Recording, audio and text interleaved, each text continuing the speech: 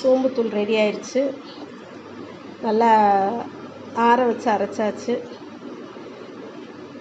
அதுக்காக பவுட்ரு மாதிரி கிடைக்கணும்லாம் எதிர்பார்க்க முடியாது. கொஞ்சம் நம்ம மிக்சியில் தானே அரைக்கிறோம், என்ன தான் நம்ம வறுத்து அரைச்சாலும் லைட்டாக கொஞ்சம் அந்த மணல் பதத்துக்கு தான் வரும். இப்போது நான் இந்த பொடியை அந்த பாருங்கள் சில்வர் டப்பாவில் போட்டு வைக்கிறதுக்காக எடுத்து வச்சுருக்கேன். இதை ஆற வச்சுருக்கேன். ஏன்னா கொஞ்சம் ஆறவும் தான் தூக்கி நம்ம டப்பாவில் போட்டு மூடி வைக்கணும்.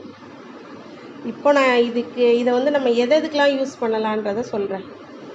இந்த பொடி நான் எதுக்காக அரைச்சி வச்சுக்குவேன்னா, மெயினாக கிச்சடி செய்கிறதுக்கு.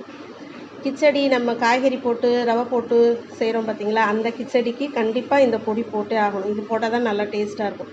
நான் இந்த எண்ணெயில் சோம்பு போட மாட்டேன். ஏன்னா அது முழுசாக இருக்கும்,